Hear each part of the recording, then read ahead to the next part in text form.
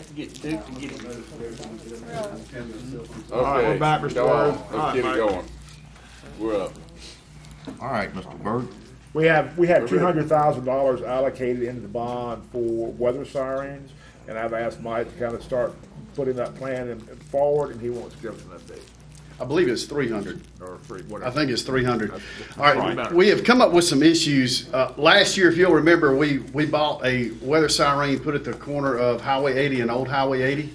It has now been in for about 12 and a half months. I have had to call and have that particular siren repaired on 6 different occasions, and it is still not right. It's averaging 60 days before it breaks down. The problem every single time is a communication issue. Something is going on with what they call the ACE 3600, the controller, or the radio system, which is how we control it. My issue is I'm not going to come to this Board of Supervisors and go spend another $300,000 and get equipment that I know is not working properly. I have been told that this ACE 3600 is no longer going to be supported in 3 to 5 years, and right now you have 42 of them. They have a new ACE 3600 that supposedly is going to take the place of this. I've been told by Motorola representatives that our stuff will work, the existing. I have also been told it will not. I don't know what to believe.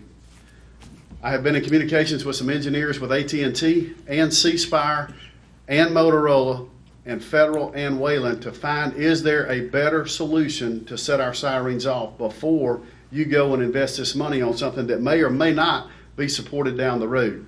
To tell you how much money we're talking about, I looked at it this morning. I pulled the quote up from last year when we bought it. $15,000 out of the 33 is what it costs for the radio and this little ACE 3600 that tells it to turn on or turn off. We're only spending realistically about $12,000 on a siren. The rest of the money to bring it up to $33,000 is Motorola's radio and their proprietary ACE 3600.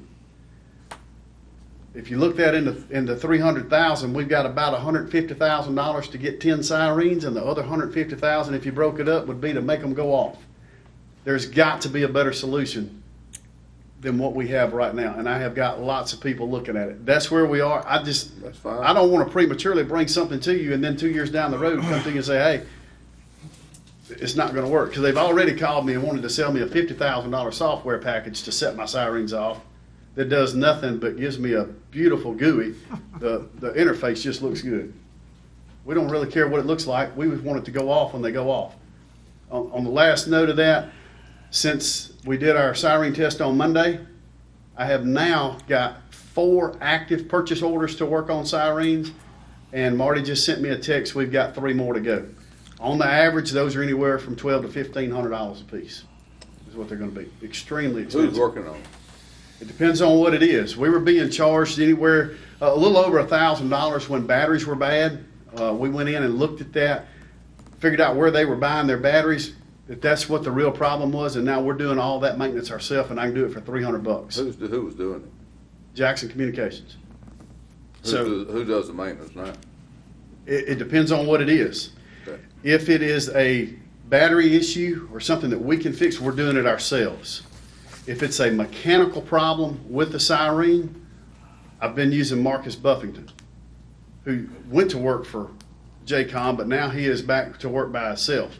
If it's a communications issue, which historically that's the problem, there's nobody else that can work on it except for Motorola. We are kind of on the hinge pin with those guys. That's why I want to look at, is there a better solution somewhere else that gets us away from that?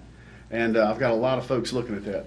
So that's kind of where we are. I just don't want to prematurely bring something to you and have to stand before you 2 years from now and tell you that, hey, your stuff you just spent $300,000 on 2 years ago, it doesn't work either.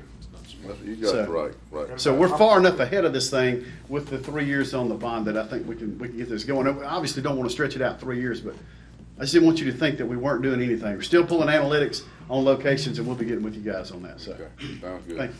Thank you, appreciate it. Thank you, Word. All right, now, I'm done. All right.